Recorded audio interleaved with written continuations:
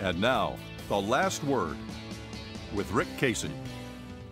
In his quest to become president, former Governor Rick Perry must vanquish the phantom of the cabinet department he wanted to kill, but couldn't remember. That was his legendary oops moment. A story in this week's Washington Post raises the very real possibility he may have to deal with another ghost, the ghost of Cameron Todd Willingham. Willingham is the Corsicana man who was executed in 2004 for killing his 3 children by setting his house on fire while they slept. Perry's record as governor is tightly intertwined with the Willingham saga. A month before Willingham's execution, Perry was sent a report by an Austin-based scientist and arson expert. The expert, Dr. Gerald Hurst, had reviewed the evidence and testimony presented at trial by arson investigators. He concluded that despite the confident testimony of 2 arson investigators, one local and one from the state fire marshal's office, there was no evidence that the tragic fire was caused by arson. Lawyers for Willingham sent Hurst's report to Perry, asking him to delay the proceedings until Hurst's findings could be explored. Perry did not respond to the request. The next year, the legislature created the Texas Forensic Science Commission, one of the first efforts in the nation to investigate bad police science and to work to improve the practice of it. The Willingham case was one of the first taken up by the 9-member commission, which included 7 respected scientists. The commission selected one of the nation's top arson experts, Dr. Craig Byler, to review the evidence and trial transcript. He came to the same conclusion Dr. Hurst did, that there was no evidence of arson. But 3 days before Byler was to present his report to the commission, Governor Perry replaced the chairman and 2 other commission members. He replaced the chairman with John Bradley, district attorney from Williamson County. Bradley was not an obvious choice for the position.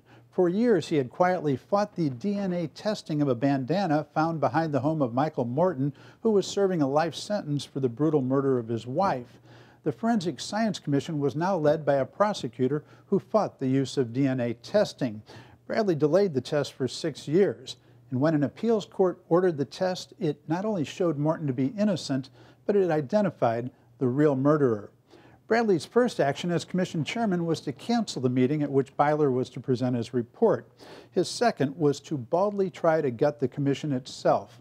The scientist beat him back, and after a lengthy investigation, the commission issued a report that forcefully refuted virtually every argument made by arson investigators at trial. Perry responded to criticism of his appointment of Bradley by calling Willingham a monster and accusing reporters of ignoring the testimony of other witnesses. But the only other witness of substance was a jailhouse snitch who testified that Willingham had confessed to him that he had set the fire to kill his children.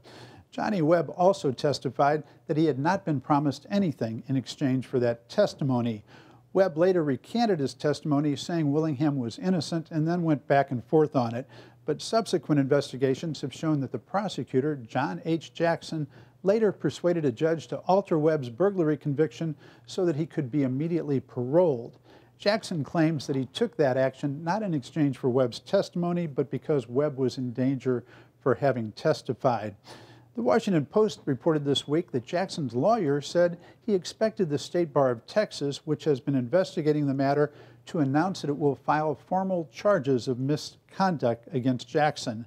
The lawyer said Jackson will demand a trial on the matter, and that trial could, in the middle of the presidential campaign, bring national attention to powerful evidence that Rick Perry allowed the execution of an innocent man, despite being warned of the bad science in the case.